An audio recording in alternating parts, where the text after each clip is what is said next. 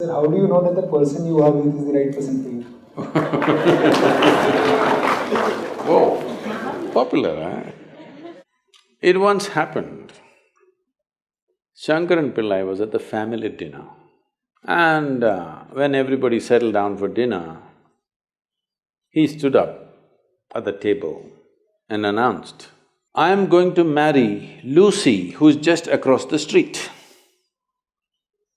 I hope that's not the name. No, Then the father said, "What? You going to marry Lucy? She has nothing. She's like a tramp. You're going to marry that Lucy?" Mother said, "What? You're going to marry that Lucy?" The uncles always pitch in these kind of matters, you know. Uncle said, "What? You're going to marry that Lucy? Have you seen her hair?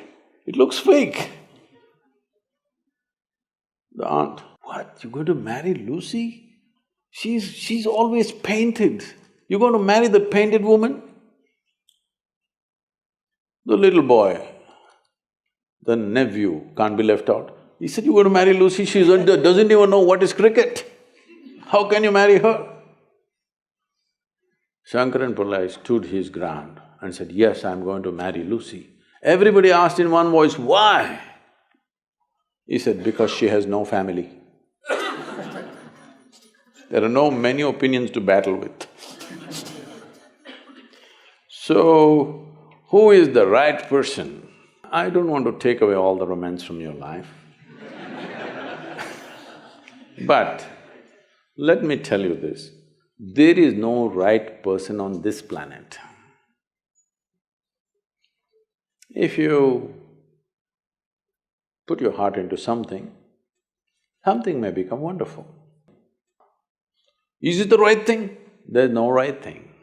Nobody ever found the right person anywhere, okay? If you get into that kind of unrealistic mindset, "I have found the right person," oh, you will be soon disappointed. You must understand, there is no right person. First thing is to see whether I am the right person.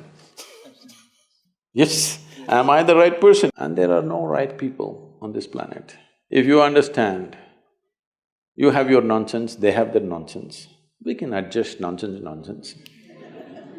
Go on.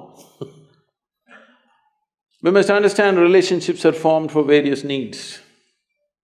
There are physical needs, there are psychological needs, there are emotional needs, there may be social needs, there may be financial needs, various kinds of needs. So when you're going to somebody with so many needs, you're going as a beggar, and a beggar cannot choose. Hello? Beggar eat what comes his way, isn't it? He cannot choose. So, if you really want to make a choice in this world, first and foremost thing is, you bring yourself to your place where your experience of life is just pleasant by yourself. You're wonderful. Now, let us see what gets drawn to this one. If you're really wonderful, things will happen in every way, I'm saying. In terms of career, in terms of marriage, in terms of relationships, the best will happen to you because you made yourself like this. Instead of trying to work on somebody and fix them, if you work upon yourself and make you so wonderful that everybody wants to be with you, then there is a choice. And this whole thing is an American thing, that there is a soulmate somewhere. God made just one more person just for you. But these days, every 2 years, he keeps making one more person just for you. Obviously, God is making too many mistakes with you. See, body needs a mate, understandable. Maybe psychologically also you need a mate, understandable. Emotionally you need a mate. A soul cannot need a mate. So soul doesn't need a mate, nor was some person made perfectly for you, okay? This creation makes all kinds of unique idiots. If you understand you are one kind of idiot and the others are different kind, you will understand their nonsense because you know you got your stuff. If you think you're perfect and God has chosen you and He's made another person perfect somewhere else, you're heading for a disaster, okay? There's no such thing. Even, people today, after 5,000 years, people are still adulating and worshipping Krishna as the greatest lover, but his wives are dead unhappy with the guy. Yes. So, you're not going to find any perfect person.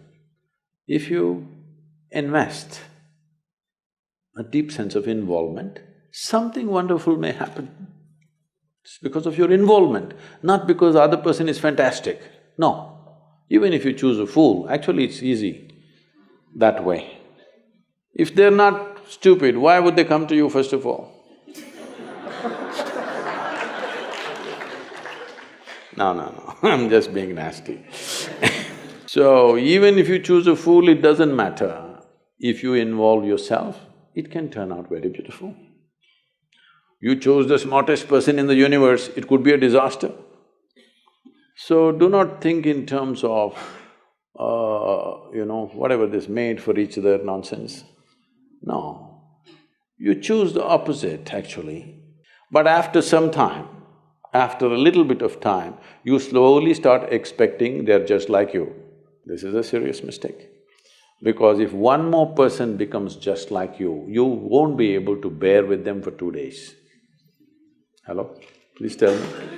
If there's one more person just like you at home, could you live there?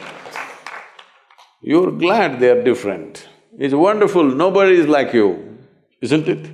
Nobody is like you on this planet. Try and see. Nobody is like you, and that's good. Don't look for sameness, not necessary.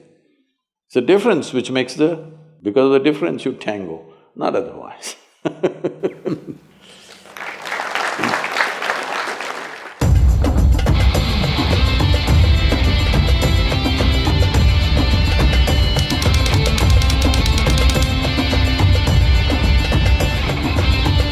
Save soil. Let's make it happen.